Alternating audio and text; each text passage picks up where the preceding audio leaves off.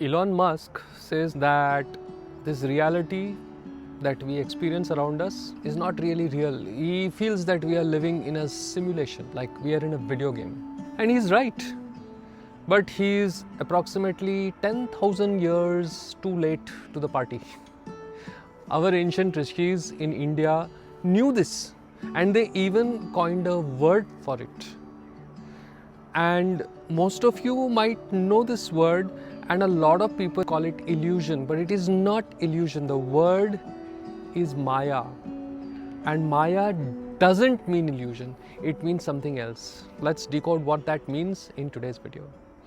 If you are new here, my name is Bawa, and I help people exactly like you succeed in their life through the secrets of sleep, meditation, spirituality, and holistic success. Like I said, most people think that Maya is illusion, but look around you. This chair is very real. It is not an illusion. The pain that you might be feeling in your knee is very real. That's definitely not an illusion. The noises that you hear around you are real. They are not illusion. So why did the ancient rishis call this reality Maya? If you go to the root of the word Maya, it means to measure. Now, I want you to think about that. Measure. You know, our universe is boundless, infinite, humongous, bigger than our minds can comprehend. For us to live in this supremely big creation, we need to be given little bottles of it to grasp the reality that we are in. And these bottles are exactly what we do to, for example, time. Time is infinite, but we divide it into hours and minutes and days and seconds and months and years. So we get a grasp of being right here, right now. This creation is infinite, and so we make slices of it. This is my house, this is your house. Just so we can be okay to deal with the immense infinity that surrounds us. But we get caught up in the measurements. We begin to think that the measurement is the reality.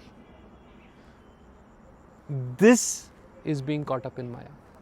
Maya is the architecture. It is the filter through which we see the infinity of the consciousness so that we can exist with sanity.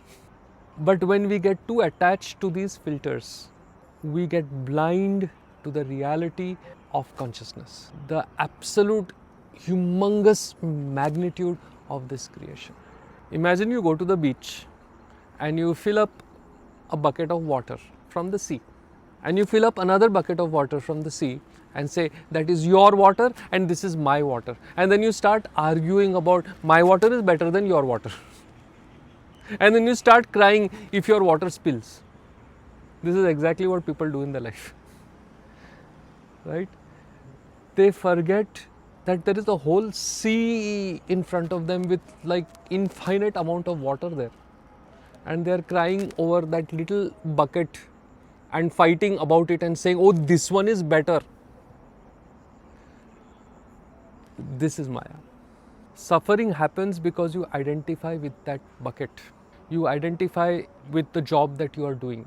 I'm a baker, I'm a chemist, I'm an engineer. I'm a man, I'm a woman, I'm a son, I'm a daughter, I'm a husband, I'm a wife. You get identification with the various buckets that you have created in order to remain sane. These are just labels that you have stuck onto that infinite consciousness. Look at social media. It is the ultimate form of Maya. You look at that photo of a couple sitting on a beach in Bali, and you begin to feel jealous, or you begin to crave that experience for yourself. But you are looking at that little slice of time in their life and start comparing that with you, yourself. That, oh, you are stuck in good old Bombay while these people are having fun in Bali. But you don't see the mosquito bites. You don't see the argument that that same couple had just 5 minutes ago. You are measuring your reality with a slice of theirs, and that is what causes so much problem. That is the form that Maya has taken today. It keeps you running on that treadmill, chasing likes, chasing shares, chasing followers, chasing dollars, chasing empty stuff that has little to do with the reality of life. So then what to do? Do we delete the game? Do we run off to the Himalayas? Oh no. You play the game knowing it's a game. That's your strength. You play the game. You do your job. You take care of your family. You do all that is expected that you do in this reality, knowing that it is Maya.